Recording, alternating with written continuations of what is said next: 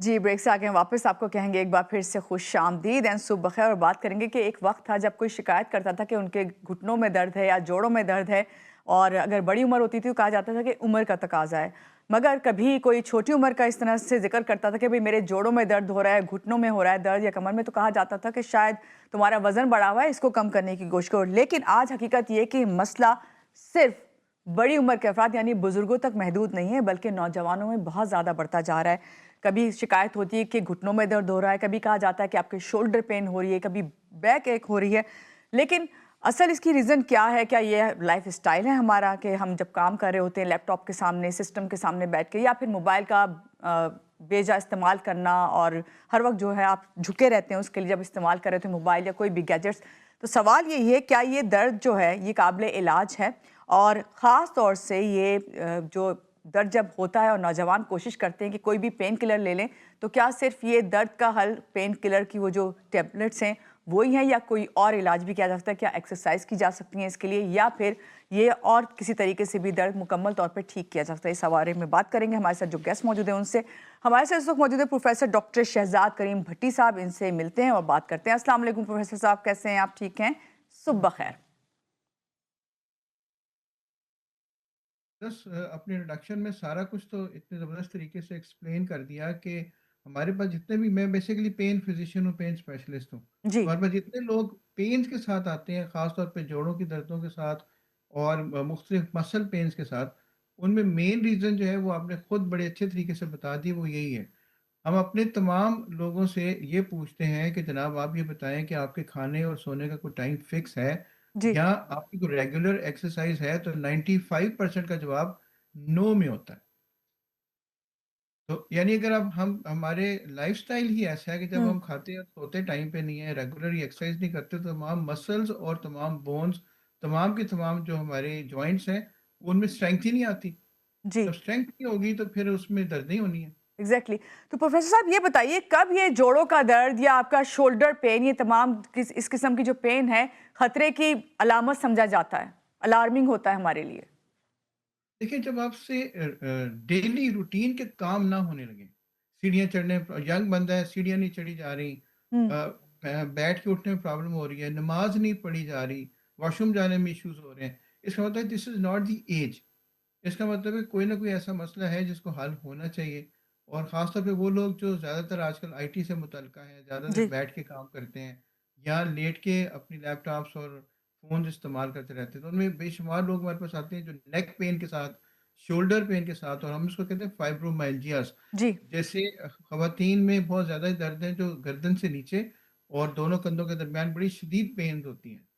और इसमें सबसे बड़ा मसला ये होता है कि ये पेन ना किसी टेस्ट में आती है, ना अल्ट्रासाउंड में आती है, ना एमआरआई में आती है, ना ब्लड के टेस्ट में आती है। और यहाँ तक हमारे पास लोग परेशान आते हैं, लोग कहते हैं तुम तो ड्रामे करती हो, तुम्हें तो है कुछ भी नहीं है और तुम्हें दर्द होती है। और this is originally a pain, hmm. Very severe pain. Hmm. वो खातून या वो बंदा काम नहीं कर सकता और it it can be treated, उसको हम ट्रीट कर सकते हैं, थोड़ी-सी कोशिश और थोड़ी-सी दवाइयों से और थोड़ी-सी एहतियात से। ठीक है, आपने कहा कि ये ट्रीटेड है और इसको आप ट्रीट कर सकते हैं, तो कौन-सी ऐसी एहतियात है जो घर में ख़ास तौर से करनी चाहिए, जो अभी आप बता रहे हैं ख़वातीन के हवाले से जो आपने बात की है, फिर बाद में मैं बाकी आपसे फिर सवाल करती हूँ। पहले ज़रा इस पे फ़ोकस कर लेते हैं कि ये बताइए कि इसको किस तरीके से आप रिलीफ़ घर में रहते हुए कर सकते हैं? कोई ऐसी एक्सरसाइज़ या कोई ऐसी मेडिसिन्स जिसको आप देते हों, देखिए, रिकमेंड करें? सबसे जो पहली चीज़ ज़रूरी है, वो आपका लाइफ़स्टाइल है। ओके। हमारे हमारे बड़े-बूढ़े जब भी ट्रेनिंग देते थे, ख़ास तौर पे बच्चियों को हुँ। या बंदों को भी, तो हमेशा एक बात सख्ती से कहते थे कि always sit with your back straight. आपकी कमर सीधी होगी, आपकी कमर का एंगल ठीक होगा, तो अक्सर दर्दें नहीं होंगी। नंबर 2, डाइट हमारी अच्छी नहीं है। ये जो हम फ़िज़ी ड्रिंक्स लेते हैं, ये जो हम बाहर के खाने खाते हैं, फ़ास्ट फ़ूड लेते हैं, ये अगर आप कैलोरीज़ वाइज़ देखी जाए तो बहुत हाई कैलोरिक डाइट है। अगर हम न्यूट्रिशियस वाइज़ देखी जाए तो जी। ये कोई बहुत अच्छी डाइट नहीं है। और पानी का इस्तेमाल सबसे जो गोल्डन रूल है किसी भी बीमारी में, ख़ास तौर पे जोड़ों से मुतल्लिक़ा, पट्टों से मुतल्लिक़ा, दैट इज़ वाटर इनटेक। पानी की मिकदार हमारी बिल्कुल कम है। अगर हम उन पानी की मिकदार को ठीक कर लें, अपनी एक्सरसाइज़ को थोड़ी-सी घर में बैठ के कर लें, स्ट्रेचिंग कर लें, घर के अंदर ही बैठ के थोड़ी-सी वॉक कर लें, तो मसल्स मज़बूत होंगे, 70-80% दर्दें इसी से ही ठीक हो जाएँगी।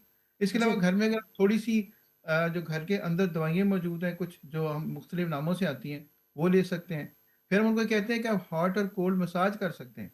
आप ठंडा जो आइस पैक्स मिलते हैं वो रख लें, गर्म मसाज कर लें थोड़ी देर के लिए। ये तमाम चीज़ें, थोड़ी सी एहतियातें, ये घर के टोटकों से ही अक्सर दर्दें ठीक हो जाती हैं। आपने बहुत अच्छी बात बताई आइस पैक का, और आपने ये भी कहा कि वार्म पैड भी रख सकते हैं। ये बताइए कि हमें तो अंदाज़ा नहीं होता डॉक्टर शहजाद कि हम इस वक्त जो है कौन सा जो है हॉट पैड इस्तेमाल करें या कोल्ड वाला, किस दर्द के लिए क्या चीज़ है। तो क्या इसके लिए आप कोई हमें गाइड कर सकते हैं, कोई टिप बता सकते हैं? जी, बिल्कुल। बहुत अच्छा आपका सवाल है। अच्छा, एक थैंक यू। गोल्डन रूल याद रखें, जी। अगर किसी जोड़ में स्वेलिंग है, आपको महसूस हो रहा है कि इसमें सोजन होनी शुरू होगी, उसमें कभी गर्म चीज़ इस्तेमाल नहीं करनी है। हुँ। उसमें आपने हमेशा आइस पैक इस्तेमाल करना है ताकि उसकी सोजिश को कम किया जा सके। और अगर किसी जगह पे मसल स्ट्रेच हो गया है, खिंच गया है, उधर ठंडी चीज़ इस्तेमाल नहीं करनी, उधर गर्म चीज़ इस्तेमाल करनी है ताकि वो उसको रिलैक्स किया जा सके, ब्लड सप्लाई वहाँ पे बढ़ेगी, खून की मिकदार ज़्यादा होगी, पट्टे रिलैक्स होंगे, दर्द बेहतर हो जाएगी। जी। हम लोग जो पेन फिजिशियंस हैं, जैसे मैंने आपको फाइब्रोमाइल्जिया का बताया, हम लोग इस जगह का अल्ट्रासाउंड करते हैं। अल्ट्रासाउंड करके बैक का पिन पॉइंट कर सकते हैं जहाँ से ये पेन निकलती है, उसको हम ट्रिगर पॉइंट कहते हैं। हुँ। और उस ट्रिगर पॉइंट को एक इंसुलिन वाली नीडल लेके छोटी सी, उसके ऊपर हम ओजोन या ऑक्सीजन या जो कुछ भी लगाते हैं, उससे पेन रिलीव हो जाती है। सो इट जी। Is relievable. दर्द बर्दाश्त करने की जरूरत नहीं है, ना ये सोचने की जरूरत है कि नाकाबिले ये ठीक नहीं हो सकती। It can be treated. अगर आप महसूस करते हैं मैंने दवाई ले ली, मैंने रेस्ट कर लिया, मैंने अपने जो सारे ये टोटके आजमा लिए और आराम नहीं आया, then go to a professional. ये ठीक हो जाएंगे। इससे बंदे का मिजाज भी ठीक नहीं रहता, वो काम भी ठीक नहीं करता, हर वक्त परेशान रहता है, लड़ता झगड़ता रहता है। तो जी। बेहतर है कि इसको इलाज कर लिया जाए इसका। बिल्कुल। डॉक्टर साहब, असल इलाज वैसे क्या है? दवा है, फिजियोथेरेपी है, या फिर वर्जिश है? क्योंकि बात ये है कि कहते ये कि अगर एक दफ़ा आपको जोड़ों का दर्द हो गया, मेरा फोकस जोड़ों के दर्द पे इसलिए है कि ये जब आपके घुटनों में दर्द हो जाता है, तो एक बार जब हो गया, तो ये आपके सारी उम्र ही आपके साथ चलता है। क्या इज़ इट ट्रू? नहीं जी, बिल्कुल ट्रू नहीं है। जोड़ों की दर्दों की बहुत सारी किस्में हैं। जो आर्थराइटिस हम कहते हैं ना, जो एज के साथ होता है, अगर उसको भी आप देखें, आप कितने लोग, आपके शोबिज़ के कितने लोग हैं, स्पोर्ट्स के कितने लोग हैं जो अभी 70-75 ईयर्स तक फिट हैं। आपको लगता नहीं कितनी एज है, एज तो है ना उनकी, लेकिन उनकी फिटनेस उन्होंने रखी हुई है।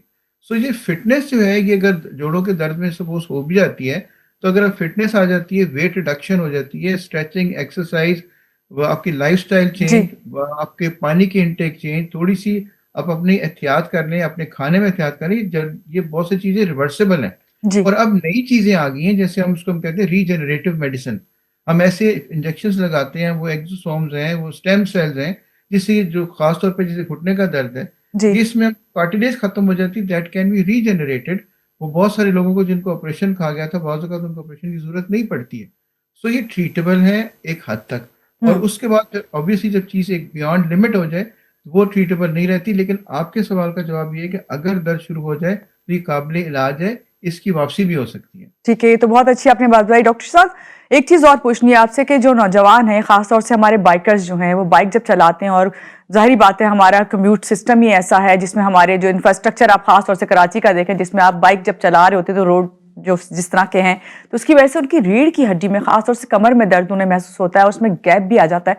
इस किस्म की शिकायत आपके पास भी यकीनन आती होंगी, तो इसके लिए क्या हल है?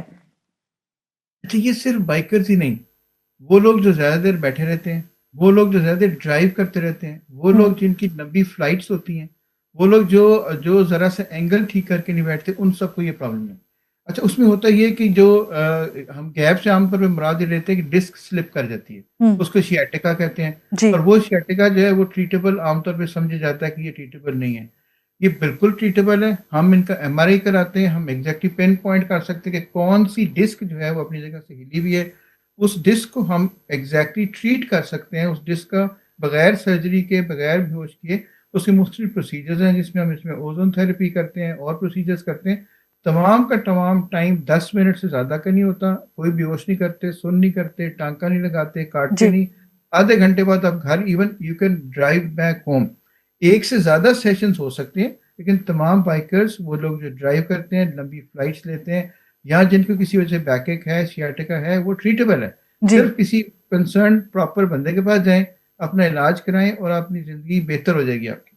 अच्छा, आपने जब बताया ना किसी कंसर्न बंदे के पास जाएं, मुझे सिर्फ आपसे ये पूछना है, आप तो चलें, आपका तो काम ही यही है कि आप जो है बोन्स को देख रहे हैं, इस तरह के जो दर्द होते हैं वो इस तरह उनके ट्रीटेबल इलाज करते हैं। लेकिन कहा जाता है कि जब ये नर्व कंप्रेशन, खासतौर से अभी आपने जिसका जिक्र किया है शैटिका का, इसके लिए न्यूरो के पास जाना, सबसे पहले आपको न्यूरो से कंसल्ट करना चाहिए।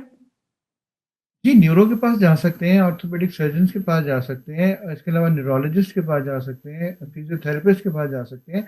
लेकिन देखिए, हर एक का अपना-अपना तरीका इलाज है। मसलन अगर न्यूरो सर्जन होगा, वो सर्जरी एडवाइस करेंगे, ऑर्थोपेडिक सर्जन होगा, वो अपनी सर्जरी एडवाइस करेंगे। इसी तरह जैसे फिजियोथेरेपिस्ट हम्म। हैं, वो एक्सरसाइज एडवाइस करेंगे। हम्म। हम लोग जो है, जो पेन फिजिशियंस हैं, हम लोग सर्जरी नहीं करते, हम लोग लेकिन प्रोसीजर वही है कि 5 से 10 मिनट के प्रोसीजर में अगर आपकी स्पाइन विदाउट सर्जरी ठीक हो जाती है, उसमें बिल्कुल, क्या हर्ज है? बिल्कुल, लेकिन बिल्कुल। जो भी करीबी आपके पास लोग हैं, उनको जाके दिखाएँ, जी। इससे पहले कि डिस्क स्लिप ज़्यादा हो जाए, वो फिर आपके जो बाकी कॉम्प्लिकेशंस उसकी शुरू हो जाती हैं। जी, बहुत तो शुक्रिया इस प्रोफेसर शहजाद करीम भट्टी जी, हमारे साथ है, जो हमें बता रहे थे किस तरह से जो है हम ये खासतौर जो पेन यंगस्टर्स को हो रही है उसको किस तरह रिलीफ मिल सकता है और काबिल इलाज है ये। और जाके यकीनन इन्हें सोचना चाहिए कि अपनी जो लाइफ स्टाइल है सबसे पहले तो हमें वो बदलना है और अपने आप जिंदगी में जो है वर्जिश एक्सरसाइज को जरूर शामिल करें। यहाँ लेंगे एक छोटी सी ब्रेक के बाद वापस आते हैं, रहिएगा हमारे साथ।